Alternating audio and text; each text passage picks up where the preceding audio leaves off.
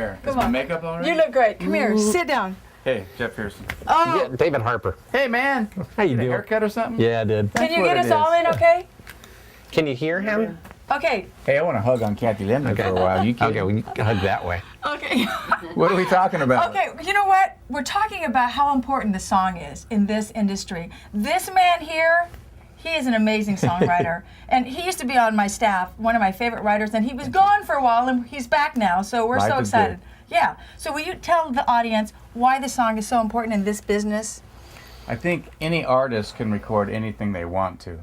And any song that the artist records is so aligned with who they are and what they're all about. And it also gives the listener or the viewer, depending on if it's a live performance or a video, an opportunity to relate to them. I mean, I don't know hardly anything about computers, and if some comic or singer is singing about computers or telling jokes about computers, it's not going to translate to me. But if they're talking about bass fishing, I'm an insane bass fisherman, I'm going to relate. And if you're a singer and you've got a song about a relationship that has either gone away or it's come to grips and it's fantastic, somebody's sitting there seeing themselves in that artist's song. And it's the vehicle that brings the artist into the living room of the average Joe. That's, you know, it's and music transcends all kinds of definitions. It's all about it feels good.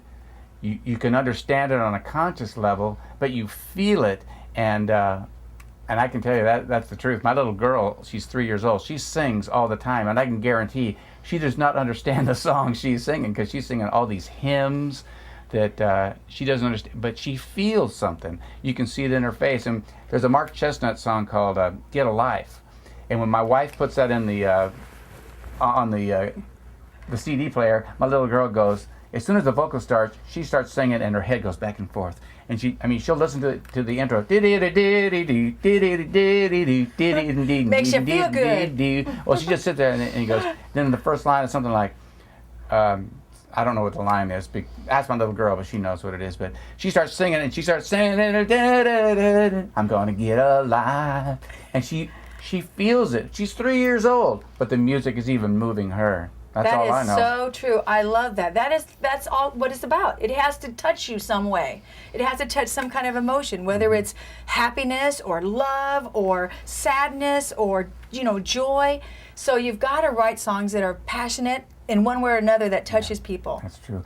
I remember years ago, I used to be pretty good friends with Gordon Lightfoot, and his manager was a friend of mine, and he said, we'd be in a concert watching Gordon Lightfoot, and he goes, watch couples watching Gordon Lightfoot, and what would happen is couples, they would get close, they would touch each other during the songs, and I thought, you know, that's a real good example of what music does. It brings people together.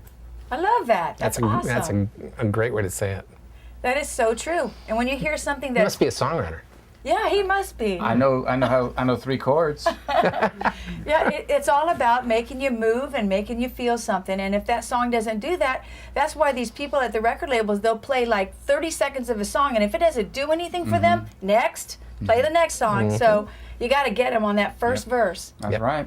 You know, make sure that the words are powerful and make sense, and that the music's powerful. So, right, Jeff? That's all what it's about, right? Right on the money, y'all. Hey, it's good to see you. Good to see you too. See, that was fun that he just popped in. Yeah.